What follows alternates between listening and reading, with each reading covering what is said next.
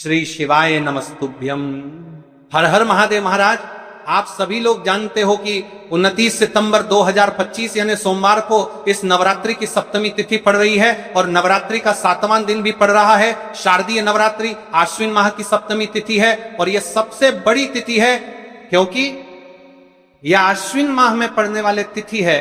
इस तिथि का सबसे बड़ा और विशेष महत्व होता है और इस दिन माता रानी का 7वां दिन भी है। माता रानी हमारे बीच में है। महाराज, इस दिन मात्र 108 चावल के दाने और 3 तुलसी पत्ती वाला उपाय नवरात्रि के 7वां दिन सोमवार इस उपाय को अवश्य करना चाहिए। देखिए, ये आश्विन माह की सप्तमी तिथि है और इस नवरात्रि की 7वां दिन है। आप सभी को पता है यह साल में केवल एक बार ही आती है। इस दिन केवल यदि इस एकमात्र उपाय को कर लेते हैं तो महाराज, जो भी हमारे जीवन में जो समस्या चल रही है, धन संपदा में कमी, कार्य में वृद्धि न होना, घर में दुख कष्ट, सारी समस्या समाप्त होती है क्योंकि यह उपाय एकमात्र आश्विन मास की सप्तमी तिथि और विशेषकर नवरात्रि में किया जाता है। पूरा साल निकल गया हो, आपने इस उपाय को आज तक किया ही ना हो, पूरा साल निकल गया हो, तो महाराज विशेषकर मेरी माता बहन नवरात्रि के 7वां दिन आश्विन माह की सप्तमी तिथि यानी सोमवार के दिन उपाय को अवश्य कर ले। देखिए, आप सभी जानते हैं कि मां दुर्गा का यदि कोई प्रिय उपाय है तो वह 108 चावल के दाने 3 तुलसी पत्ते वाला उपाय है और विशेष सोमवार। और आप सभी को पता है कि सोमवार का यदि कोई सा सबसे बड़ा उपाय है तो वह केवल मात्र 108 चावल के दाने और 3 तुलसी पत्ती वाला उपाय है। आने के दिन सबसे बड़ा दिन किस समय करना है, यह बात हम आगे करेंगे। तो देखिए, ये 29 सितंबर सोमवार आश्विन माह की सप्तमी तिथि और नवरात्रि का समय आपको इस उपाय को करना है।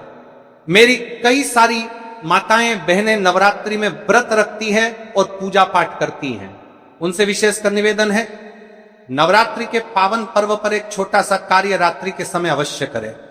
आप देखिए महाराज, यदि आपके घर का कोई भी एक व्यक्ति इस दिन मात्र 108 चावल के दाने और 3 तुलसी पत्ती वाला उपाय कर लेता है तो जो भी पूरे घर परिवार में समस्या चल रही है वह सारी समाप्त होती है।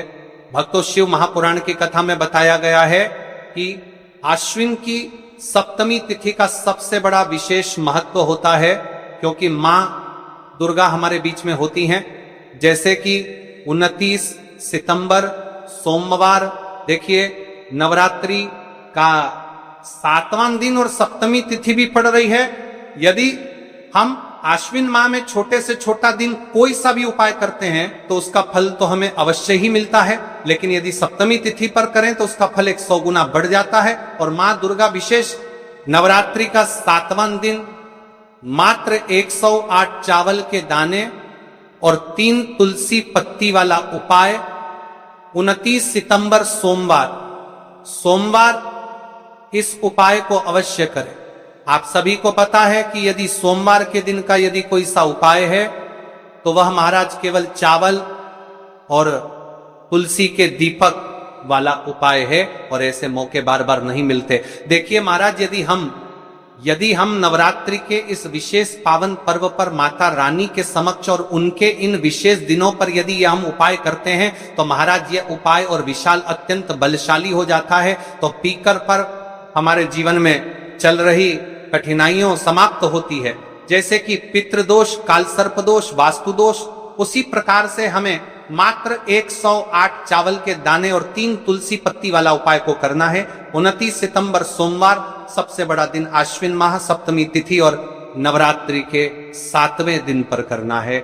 ऐसे मौके बार बार नहीं मिलते, केवल वर्ष में एक बार ही इस उपाय को करने का मौका मिलता है। देखिए, मेरी कई सारी अन्य माताएं बहनें हैं जिन्होंने इस उपाय को आज तक किया ही ना हो और उन्हें इस उपाय के बारे में पता नहीं पड़े कर उन्होंने अन्य माताएं, लेकिन आपको कार्य में पता नहीं पड़े में न मंदर ही ना हो।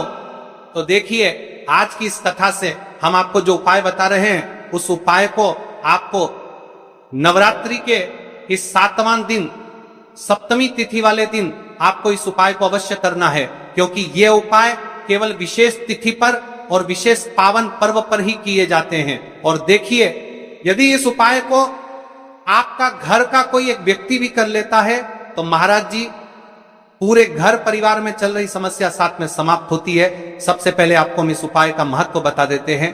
चावल के दाने घर में माता लक्ष्मी का स्थायी वास करती है, क्योंकि यह स्वर्ण समर्पण वाला उपाय है। और इस उपाय को हम नवरात्रि के 7वें दिन पर कर रहे हैं। तो महाराज, यदि लक्ष्मी की समस्या है तो वह समस्या भी समाप्त होगी जो आपकी मुश्किल समस्या समाप्त होती हैं। और एक चुटकी हल्दी वाला दीपक यह शुभ का संकेत है, यानी विवाह में अड़चन आ रही है या फिर कोई कार्य में, तो उसमें अवश्य सफलता प्राप्त होगी। इस उपाय को करने का तो फल हमें मिलता ही है, लेकिन यदि किसी विशेष तिथि पर किया जाए तो उसका भी हमें फल प्राप्त होता है। आश्विन माह, यह महीना मां दुर्गा को समर्पित है। देखिए महाराज जी, हमने हमारी पिछली बार की कई सारी शिव महापुराण की कथाओं में आपको इस उपाय को अच्छे तरीके से बताया भी है और समझाया भी है, लेकिन आज एक बार फिर से हम आपको इस उपाय को समझाएंगे, क्योंकि 29 सितंबर सोमवार का दिन सबसे बड़ा और विशेष दिन है। देखिए, यदि आपने इस मात्र 108 चावल के दाने और 3 तुलसी पत्ती वाला उपाय को कर लिया तो आपको इस उपाय का वह फल मिलेगा जिसकी आपने कभी कल्पना भी ना करी होगी। देखिए, महाराज जी जो मनोकामना बड़े बड़े पूजा पाठ से पूर्ण नहीं होती, वह केवल इस आश्विन माह की सप्तमी तिथि के दिन, मां दुर्गा का 7वां दिन, मात्र 108 चावल के दाने और 3 तुलसी पत्ती वाला उपाय को करने से पूर्ण हो जाती है। देखिए, मेरी कई सारी माताएं बहनें हैं जिन्हें पता भी नहीं है कि उनके जीवन में जो समस्या चल रही है उसका कारण क्या है, यानी कि मुख्य कारण क्या है, किस वजह से ये समस्या, मतलब भाई जीवन में जो अटकने आती हैं जिनका कारण अक्सर हमें पता ही नहीं चलता। देखिए महाराज, आपके जीवन में जो भी समस्या चल रही है, वह काल सर्प दोष, वास्तु दोष या फिर कोई अन्य समस्या, आपके घर में माता लक्ष्मी का स्थायी वास ना होना, बार बार लड़ाई झगड़ा या फिर विवाद होना, यह सबसे बड़ी समस्या है। तो महाराज, यदि हम माता रानी के इस पावन पर्व पर इस अश्विन माह में सप्तमी तिथि के दिन इस उपाय को करते हैं तो जो भी समस्या चल रही है वह सारी समस्या समाप्त होती है। इस उपाय को आपको किस प्रकार करना है, सामग्री कहां से लेनी है, किस समय करना है, कैसे करना है, ठीक है, तो आपको इस कथा के अंतिम तक बने रहना है। देखिए, हम राशि से जुड़ा भाग्य भी बता रहे हैं और भाग्य में चल रही परेशानियों को भी बता रहे हैं। तो यदि आप अपनी राशि से जुड़ा भाग्य जानना चाहते हैं तो अपना नाम और अपनी राशि से कमेंट बॉक्स में अवश्य लिखें। तो चलिए भक्तों, अब उपाय की तरफ चलते हैं। अब बात करते हैं कि इस उपाय को किस समय करना चाहिए। देखिए महाराज जी, इस उपाय को करने के 2 समय बताए गए हैं, सुबह का समय, प्रदोष काल का समय। कई सारी माता बहनें सुबह के समय इस उपाय को करना चाहती है तो वह सुबह के समय इस उपाय को कर सकती है। सुबह का समय सबसे शुभ माना जाता है, विशेषकर पूजा पाठ और उपासना के लिए सुबह का समय बहुत उत्तम है। सबसे श्रेष्ठ समय सुबह 7 बजे से 8 बजे तक यदि कोई व्यस्त है और वह इस उपाय को करना चाहते हैं तो सुबह 10 बजे तक कर सकते हैं। और यदि कोई माता बहन चाहे कि वो 12 बजे से पहले कर लें तो भी मान्य है, बस इतना ध्यान रखना है कि दोपहर 12 बजे से बाद नहीं होना चाहिए। अब देखिए, महाराज की बात कर लेते हैं प्रदोष काल के समय के बारे में। प्रदोष काल का समय दूसरा श्रेष्ठ समय है प्रदोष काल।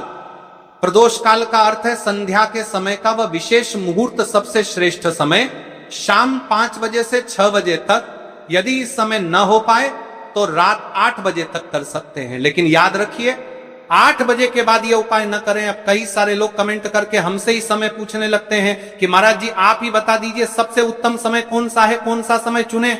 यदि आप प्रदोष काल में करें तो दीपक साथ ले जाएं, यदि आप सुबह करें तो गंगा जल साथ रखें। दोनों समय पर भगवान विष्णु प्रसन्न होते हैं, आप किसी भी समय कीजिए। अब देखिए, बात कर लेते हैं इस उपाय की सामग्री के बारे में कि इस उपाय के लिए आपको क्या कर रहे हैं। बादों के लिए कर रहे हैं, इस बात के बादू के लिए कर रहे हैं, बादू के लिए कर रहे हैं कि बादू के लिए कर रहे हैं, बादू के लिए कर रहे हैं कि समय पर बादू के लिए क्या क्या सामग्री चाहिए। 3 तुलसी पत्तियां ताजी हों तो उत्तम। यदि एकादशी का दिन है तो तुलसी नहीं तोड़नी चाहिए। ऐसे में घर में रखी सूखी तुलसी पत्तियां भी उपयोग में ली जा सकती हैं। यदि आपके घर में तुलसी का पौधा नहीं है तो आप किसी पड़ोसी या परिचित से ले सकते हैं। देखिए, भगवान विष्णु को हल्दी अत्यंत प्रिय है, तो अब हमें हल्दी लेना है एक चुटकी हल्दी रसोई घर की हल्दी चलेगी, शुद्ध हल्दी का प्रयोग करें। अब इस उपाय को करने के साथ में हमें एक दीपक भी लेना है महाराज, ठीक है। एक दीपक, लंबी बत्ती का दीपक प्रदोष काल में करने पर दीपक अवश्य जलाएं। थोड़ा सा गंगा जल सुबह के समय करने पर गंगा जल का उपयोग करें। भगवान विष्णु की प्रतिमा या चित्र, भगवान विष्णु, श्री राम या श्री कृष्ण की प्रतिमा रखें। अब हम इस उपाय की पूरी विधि विस्तार से समझते हैं। शुद्धि और प्रारंभिक प्रार्थना, सबसे पहले आप स्नान कर लें या कम से कम हाथ मुंह धो लें, स्वच्छ वस्त्र पहने और पूजा स्थान को साफ करें। दोस्तर के परतान भगवान विष्णु की प्रतिमा के सामने आसन बिछाएं, तुलसी से प्रार्थना करके 3 पत्तियां लेना। हे माता तुलसी, मेरे जीवन में अनेक कष्ट हैं, मैं आपसे विनम्रता पूर्वक 3 पत्तियां ले रही हूं, कृपया मेरी मनोकामनाएं पूर्ण हो। अब 3 तुलसी पत्तियां तोड़ लें, हल्दी लगाना। अब उन 3 पत्तियों में से 2 पत्तियों पर हल्दी की छोटी छोटी बिंदी लगाएं। यह पत्तियों में बिंदी शुभता का प्रतीक है, ऐसा करने से पत्तियां और भी पवित्र हो जाती हैं। दीपक या गंगा जल का प्रयोग, यदि आप प्रदोष काल में है दीपक जलाएं, यदि आप सुबह कर रहे हैं गंगा जल का स्पर्श करें। 2 तुलसी पत्तियां अर्पण करना। आप जिन 2 पत्तियों पर हल्दी लगी है उन्हें भगवान विष्णु की प्रतिमा के सामने अर्पित करें और कहें, हे श्री हरि, मैं आपको ये तुलसी पत्तियां अर्पित करती हूं, कृपया मेरी मनोकामनाएं पूर्ण करें, मेरे कष्ट दूर करें, मेरे परिवार में सुख शांति लाएं। नमो नारायणाय। अब अपनी समस्या या मनोकामना स्पष्ट रूप से बोलें। जैसे मेरे घर में कलह है, कृपा कर इसे दूर करें। मेरे घर में कलह, मेरे बच्चों को शिक्षा में सफलता मिले, मेरे घर में धन की कमी दूर हो। तीसरी तुलसी पत्ती का प्रयोग, अब बची हुई तीसरी पत्ती को आप घर के किसी शुभ स्थान पर रख दें, जैसे घर का मंदिर, धन स्थान, तिजोरी, अलमारी या घर का पवित्र स्थान।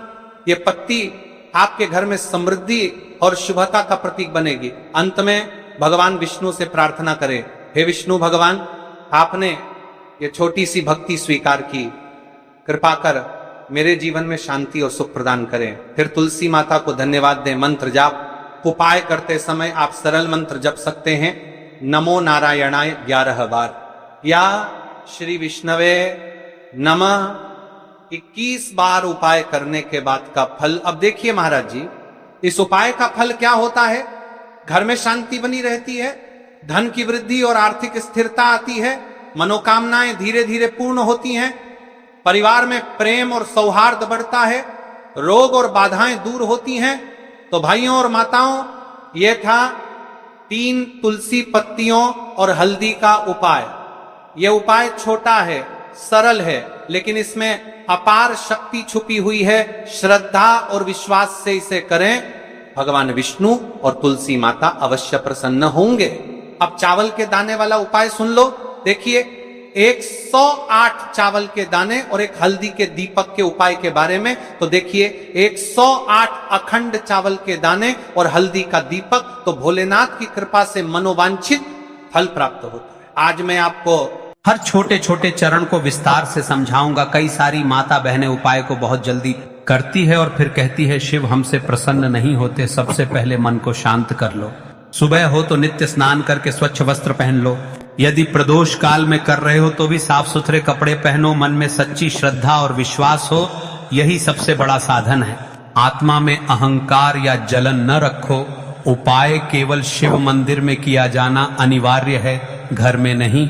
मंदिर में ही करना है। 108 अखंड चावल के दाने, एक एक दाना पूरा फटा हुआ ना हो। तार का ले सकते हो या घर की रसोई के दाने भी चलेगा। हल्दी का दीपक, जो कि गेहूं के आटे से दीपक बनाए और उसमें हल्दी पीसी अच्छी मात्रा में मिलाए।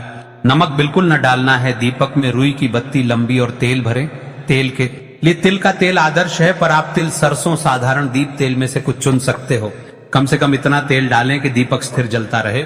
हमें इस उपाय को यदि सुबह के समय कर रहे हैं तो आपको एक लोटा शुद्ध जल शिवलिंग पर जलाभिषेक के लिए लेकर के जाना है। यदि आप इस उपाय को करने के साथ में कोई अन्य सामग्री भी लेकर के जाना चाहते हैं तो आप वह भी लेकर के जा सकते हैं, ठीक है। जैसे कि फूल, कुछ ताजा पुष्प, 1-2 पुष्प मंदिर के लिए और एक पुष्प घर ले जाकर रखने के लिए।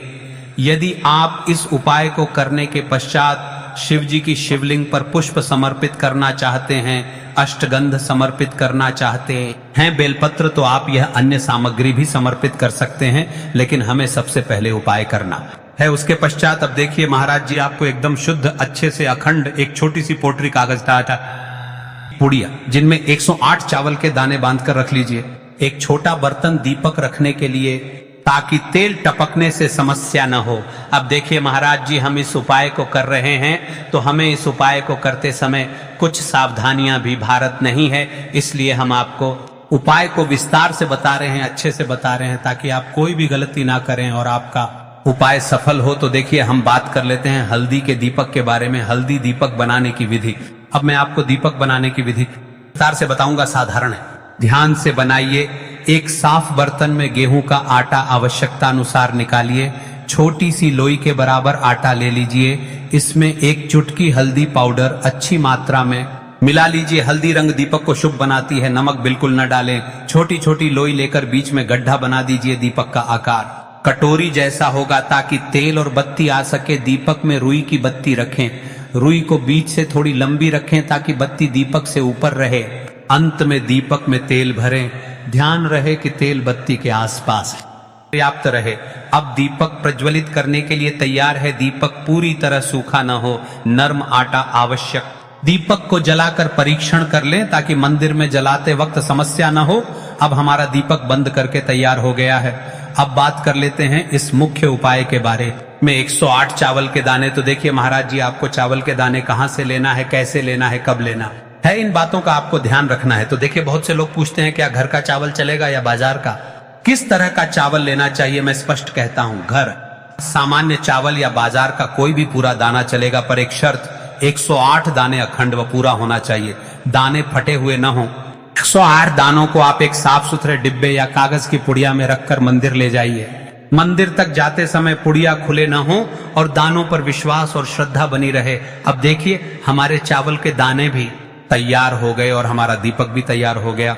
अब बात कर लेते हैं कि इस उपाय को करने का सबसे उत्तम समय कौन सा है, यानी इस समय हमें इस उपाय को करना है प्रदोष काल का समय या सुबह का समय। देखिए महाराज जी, जैसा कई भक्त पूछते हैं कब किया जाए, मैं 2 विशेष समय बताता हूं। सुबह का समय उत्तम प्रातः 7 बजे से 10 बजे तक, इससे दिन का मंगलप्रद आरंभ होता है। यदि सुबह 7 बजे तक जाना संभव नहीं तो 12 बजे से पहले भी कर सकते हैं।